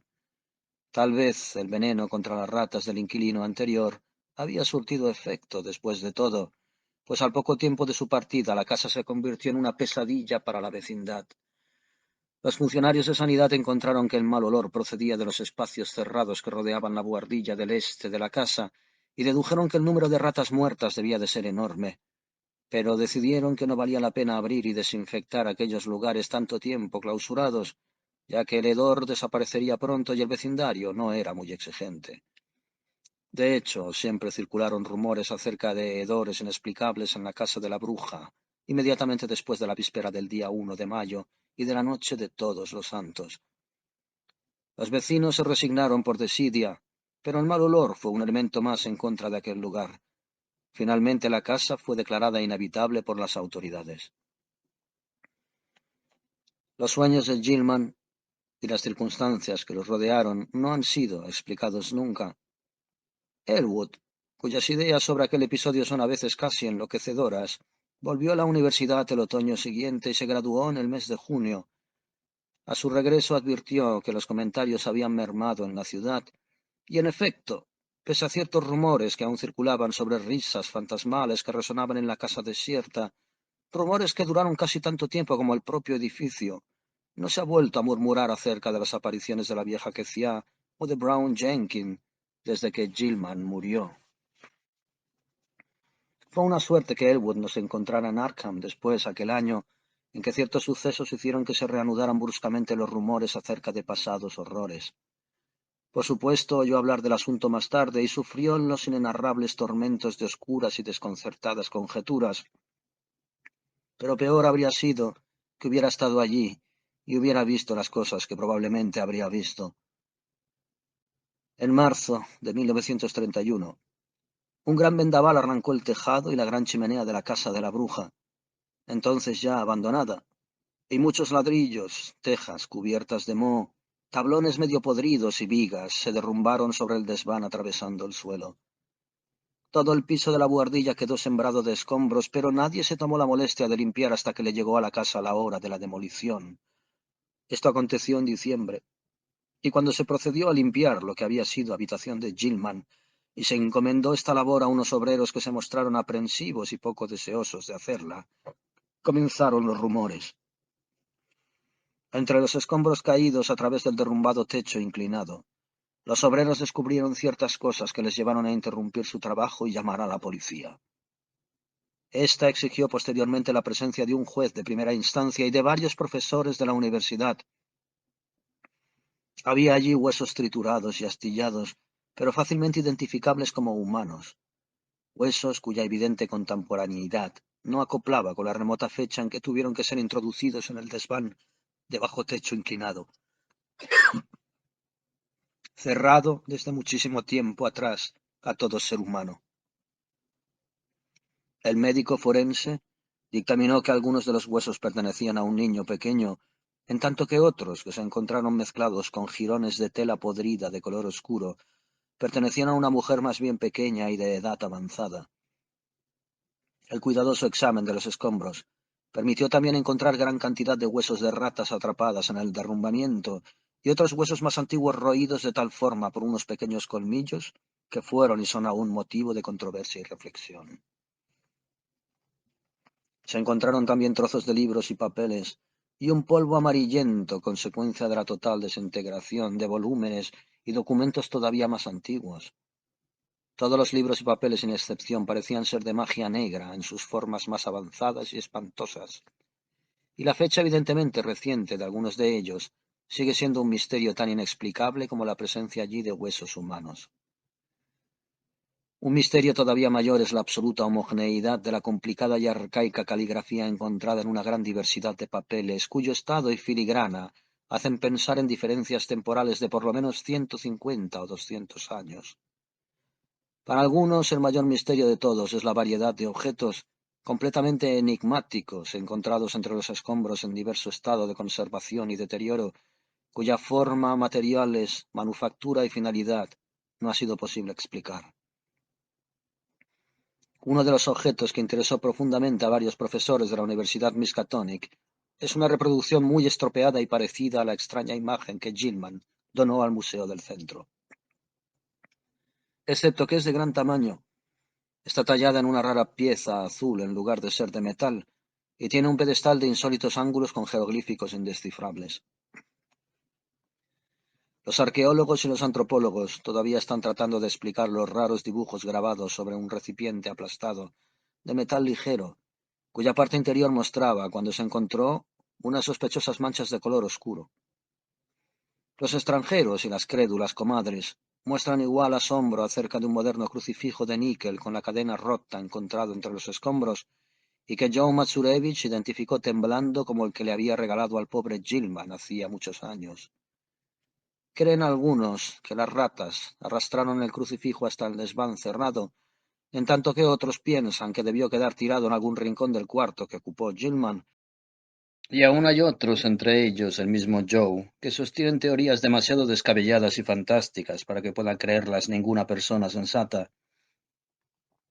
Cuando se derribó la pared inclinada de la habitación de Gilman, se vio que el espacio triangular cerrado que quedaba entre el tabique y el muro norte de la casa contenía una cantidad muy inferior de escombros, incluso teniendo en cuenta su tamaño, que la propia buhardilla.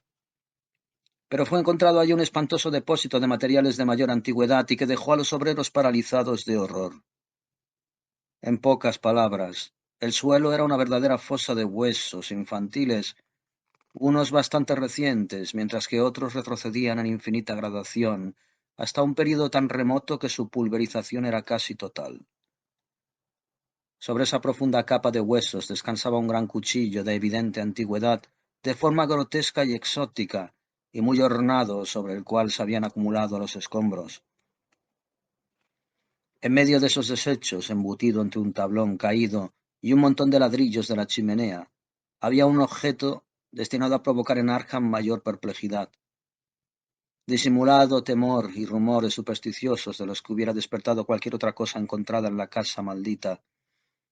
Era el esqueleto parcialmente aplastado de una enorme rata enferma, cuyas anomalías anatómicas todavía son contenido de discusión y motivo de singular reserva entre los miembros del Departamento de Anatomía de la Universidad.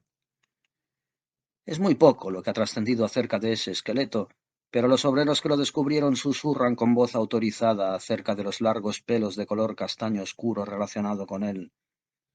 Los huesos de las diminutas patas, según los rumores, hacen pensar en la capacidad prensil típica de un mono diminuto más que de una rata, mientras que el pequeño cráneo con sus afilados colmillos de color amarillo es extraordinariamente anómalo, y visto desde ciertos ángulos se asemeja a una parodia degradada, de manera monstruosa y en miniatura, de un cráneo humano. Los obreros se santiguaron, aterrados, cuando encontraron este blasfemo vestigio, pero luego encendieron velas de agradecimiento en la iglesia de San Estanislao, porque pensaron que aquella risita aguda y fantasmal ya nunca se volvería a escuchar.